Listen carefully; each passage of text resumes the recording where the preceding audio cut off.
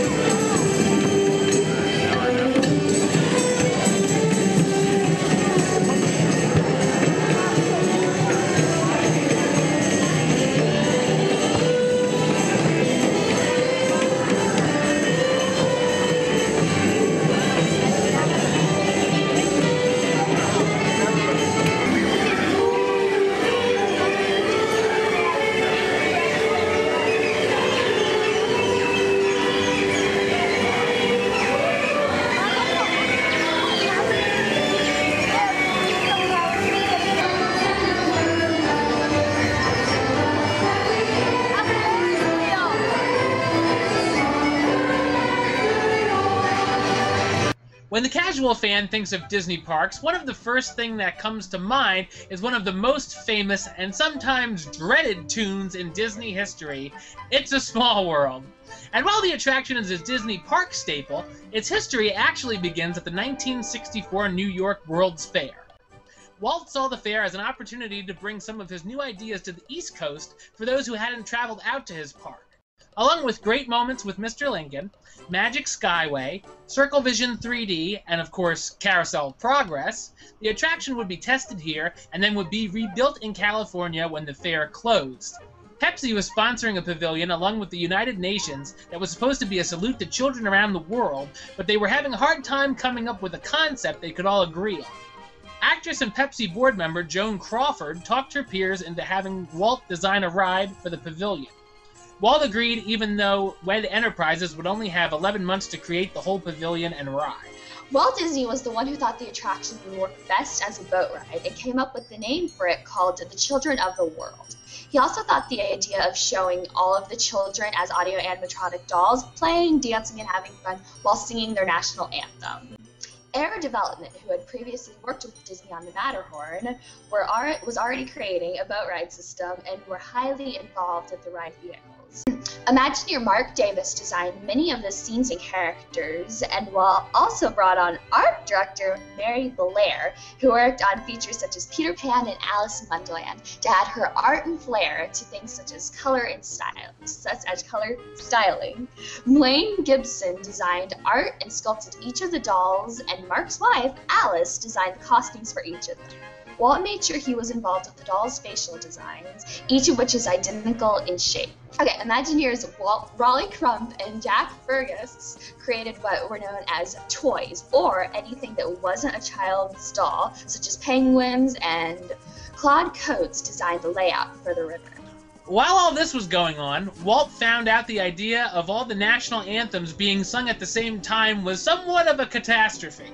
He called in the Sherman Brothers, who had worked with him on projects such as Mary Poppins, to create a theme song that would be sung and repeated in all different languages. The brothers wrote the song and performed it for Walt, who loved it, resulting in the name change. The crews worked 7 days a week to meet the deadline to install the ride. Rolly Crump also created the Tower of Four Winds, which was a 120-foot-tall tower that greeted guests at the front of the pavilion. When It's a Small World opened at the fair, Disney characters were on hand, and because they were so popular, were added to the pavilion during its run. The ride itself was a huge success, with 10 million tickets sold during its 2-year run. So, as the World's Fair was coming to an end, construction for It's a Small World in Disneyland began and ran from June 1965 to May 1966 in the Fantasyland section of the park. The sets from New York were placed in the same order, but there were also many additions, such as the European section was larger. The outside white and gold facade of the ride was designed by Crump as well, while Walt came up with the idea of the famous clock. The attraction opened on May 28, 1966, with a large ceremony including children from around the world pouring water from different seas and lagoons into the waterway of the ride.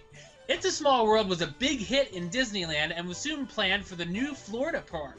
The Magic Kingdom version opened on the park's opening day on October 1st, 1971, also in Fantasyland.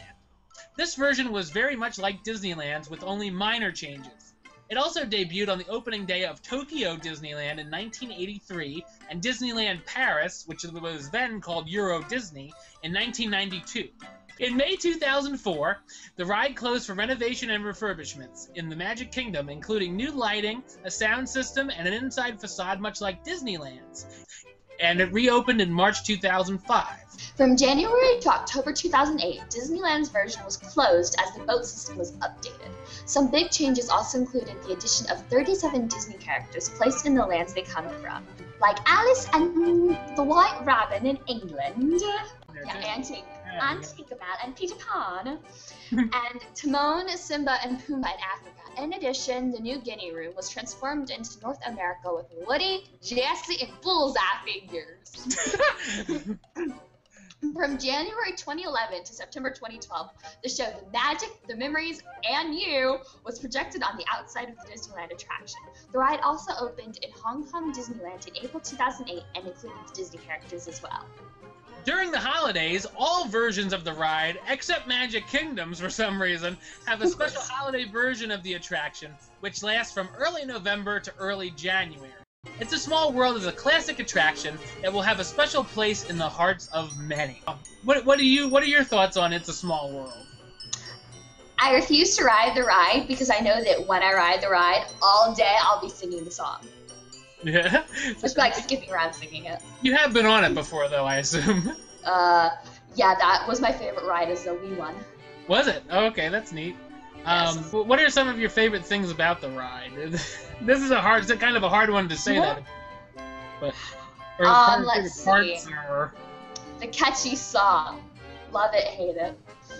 I always make sure I go on when I can. It was closed at Disneyland, as you all know who watched the show. One of my many complaints. So I didn't get to see the new Disney characters. But next time. Yes, that's already in the works. So I like Small World. I make sure I go usually once a trip is enough for that ride. But I make sure I at least go once. I like the different dolls. I have certain things I yell at the dolls.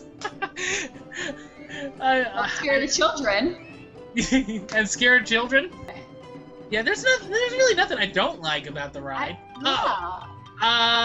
Possibly, maybe not getting stuck every single time I'm on that ride. Every time I'm on, when the boat goes into that final one with all the dolls, with the Ferris wheels and the ducks. I get stuck in that area a lot too. Yeah, you get every single time I've ever been on that ride, I get stuck because there's a boat backup or something. Maybe that is something I don't like about it. But other than that, it's an enjoyable ride. I know there's some people that get sick of it, and they're not big into dolls, but I'm not big into dolls, but I still enjoy the ride. Well, I'm also a huge fan of the dolls that they have at the Disney store. Right. Yeah, I remember seeing those. Those are pretty neat. I love the colors of them. They're so bright and pretty. Yeah. Do you have any funny stories that ever happened while you were on Small World? One time during extra magic hours, this is a bit of an embarrassing story, but I'm willing to share it with you guys. We're all friends here. Yeah, we're all friends here. Come on, this is a magical place. I was trying to be cool. This was last year. I was trying to be cool, and I was trying to just jump over the railing. Like, instead of having to run through the queue, I tried to jump over the railing, and I fell and landed on the bit. So yeah, and all the cast members were laughing at me. Oh, that's nice of them. Yeah. I had an interesting. This was 2011, I believe. I was waiting in line, and we were inside the where the facade type thing is, where the clock comes out and stuff. And someone went by with one of those things to fish out something from the water, and someone said someone dropped a shoe or something. Oh, so we thought, oh, it must be a little kid's shoe that they're fishing out. And then we saw the person come back, and it was a size 12 or 13 shoe. And we're like, I guess, how did someone lose their shoe? That's that old. Make sure you have your shoes tied next time you wait in line for that ride. So, if you were talking to someone who was going on their first trip, would you recommend Small World? Yes, it's a classic. Come on. Exactly. Yeah. Even if you're not, like I said, you're not into dolls, you're not into the song, you gotta at least go on once and see if just to say, yeah, I went on Small World. Exactly, to say you went on it. Yep. So definitely, if you're going anytime soon, check out Small World. Yes.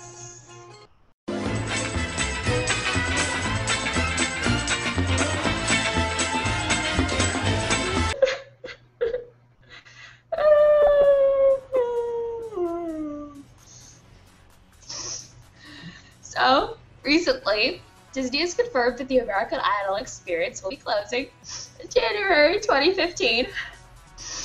I'm good. Since 2009, the show has been a competition between park guests who battled for a dream to get to audition for the actual American Idol show. Big rumors are also swirling that the Indiana Jones epic stunt spectacular, that is a tongue twister, could also be closing as well. Disney hasn't said what the area would turn into, but the speculation is for the rumored Star Wars land, seeing as those two attractions are so close to Star Tours. As always, we'll keep you updated. Yes. So obviously you're upset about the Idol experience closing.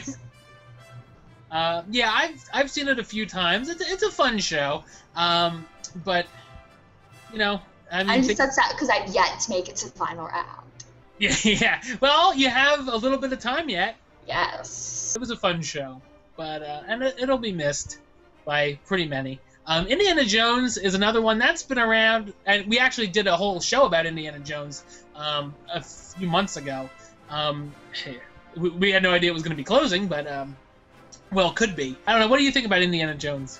I loved it. Last time I I'm already doing that. Last time I was there, I was determined I was going to see it. Because the last few times I haven't seen it. So the last time I was there, I was determined I was going to see it. And they were actually, it was completely, there were no seats available. Like, I had to sit in the back. Mm-hmm. Because, like, in the back by the plants, I was one with nature. Because there were actually no seats available. So, I mean, I don't see why they would close it if it's such a popular ride. Right. Or attraction. Yeah, the only thing I can really think of is that it's sort of in the way. Now, they had said it could go either way, that it could take out that Backlot Express there, it could take out Indiana Jones and the sound studio, which they really don't use, and American Idol there.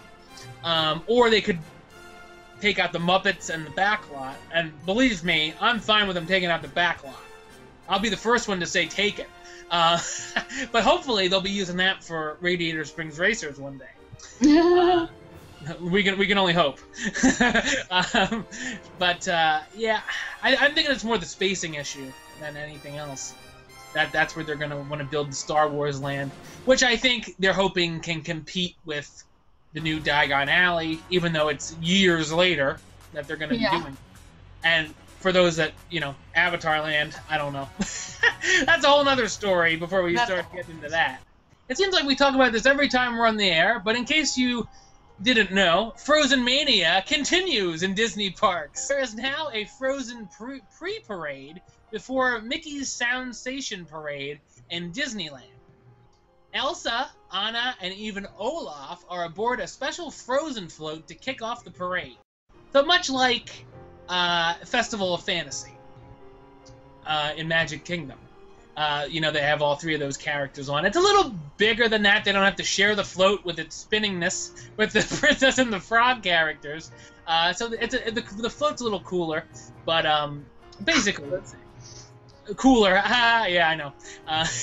Also, just announced, literally, we're taping this, 9:38? It was earlier this morning this got announced.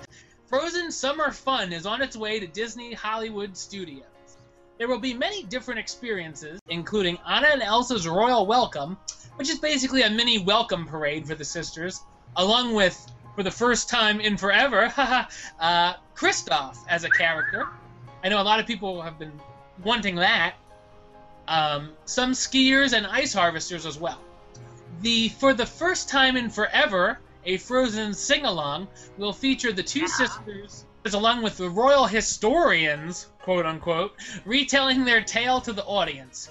Wandering Oaken's Trading Post and Frozen Funland will feature unique photo ops, cold weather activities including ice skating demonstrations, a Do You Want to Build a Snowman play area, and of course a big summer blowout of merchandise and food and drinks inspired by the film. There's also a coolest summer ever dance party every day at 5:30 around the Sorcerer's Hat stage, and a Frozen fireworks spectacular where Elsa, Anna, Kristoff, and Olaf come together for a grand finale, setting off a fireworks display set to the music from the movie. Frozen Summer Fun runs every day from July 5th to September 1st. So, what do you think about this, Mandy? I think that Frozen is taking over the universe, personally. It is. Yes. That's a lot of Frozen. If you're not a Frozen fan, I feel sorry for you. But yes. if you are a Frozen fan, some of that stuff is pretty cool. Yes. I know personally I am a huge Frozen fan. I'm kind of just really hoping that whoever is Kristoff looks like Jonathan Groff. I'm not sure where they're going to have the sing-along and the show and stuff. We were saying earlier, maybe take the stage for like Beauty and the Beast or something.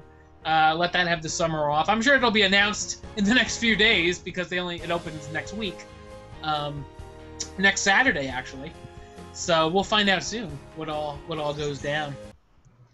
Also, over in Disney's Hollywood Studios, there is a special new dance party. The Rock Your Summerside Dance Party allows you to drop it like it's hot every night this summer from 6 p.m. to 10 p.m.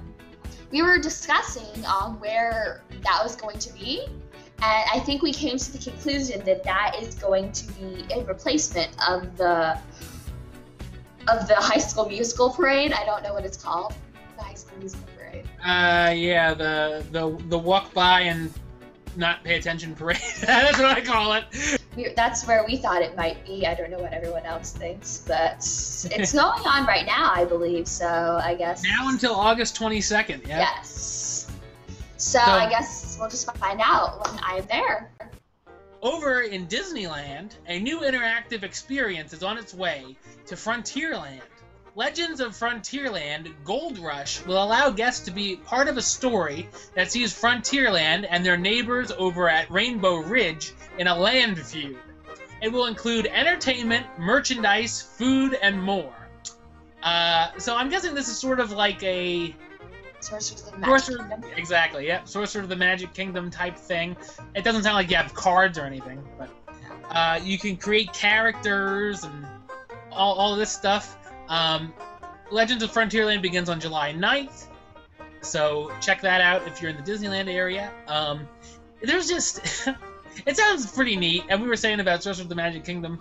Now, neither one of us have tried that, but it's something we would want to do. Yes. But there's just so much to do, and especially in the summer, because the lines are long and there's only so many hours in the day, really. But for those who go all the time, it would be something different and cool. Yes. But I guess, if I was going for 4 or 5 days to Disneyland, I probably wouldn't do it because there's just a lot too much to do. But anyway, if you're interested in that, check it out. It might be cool. As we get more info on that and see more of what it's like, we'll let you know.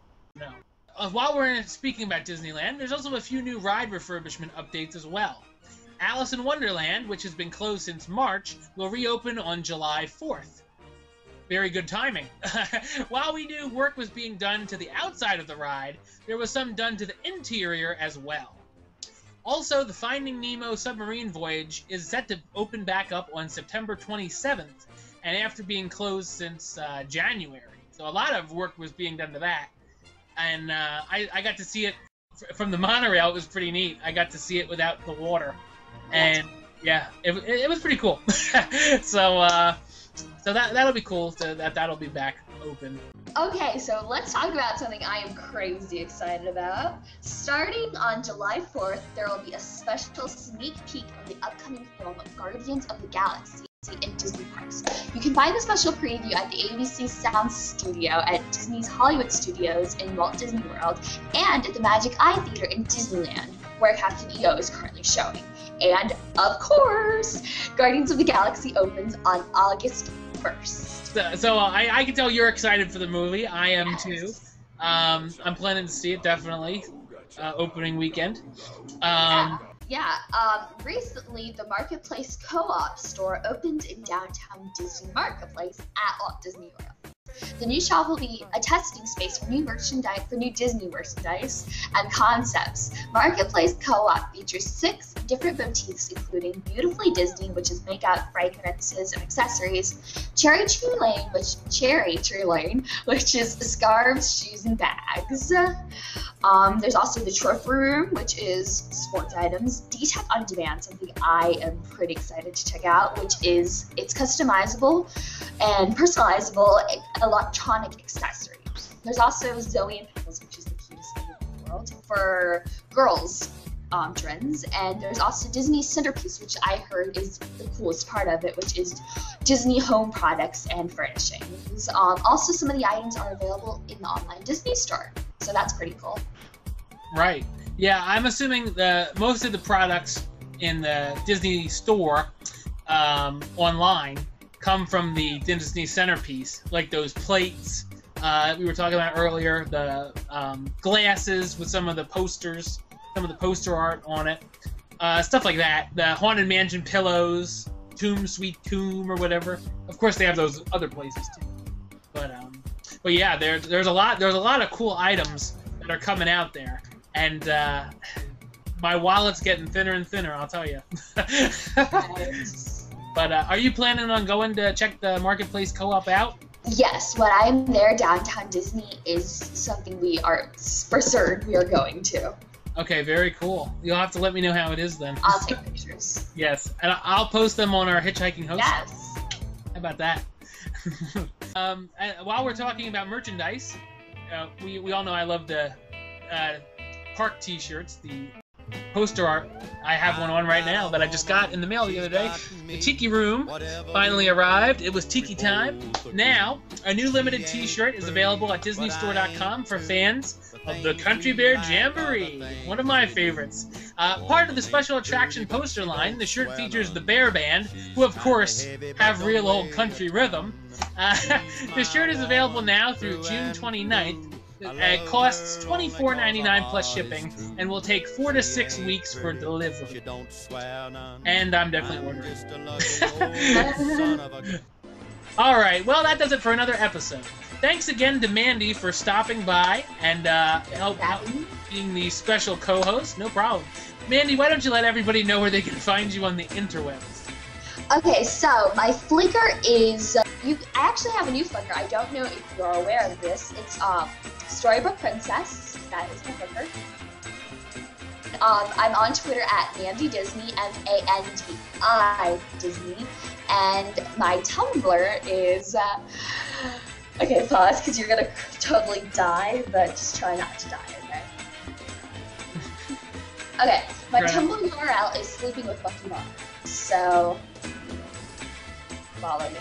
I'm almost to 500 followers on Tumblr, so Nice. Pretty excited about that. So yes, follow me. All right, and of course, here at the HitchHiking Host Show, you can subscribe to our YouTube channel here, youtube.com/HitchHostShow. Follow us on Facebook, facebook.com/HitchHostShow. Or, well, you can like us there, I guess. You can follow us on Twitter at HitchHostShow. And of course, those will all be in our the description of the page. And you can also follow me on Instagram at Miss Coral Gables OT. That'll be on the screen. And you can like me on Facebook at Miss Coral Gables Outstanding. All right, so until next time, don't forget to hurry back for the next episode. Thank you so much for having me. Hopefully I can be on soon again. Yes. Yes, I hope to be. So long, farewell. I'll see you very soon.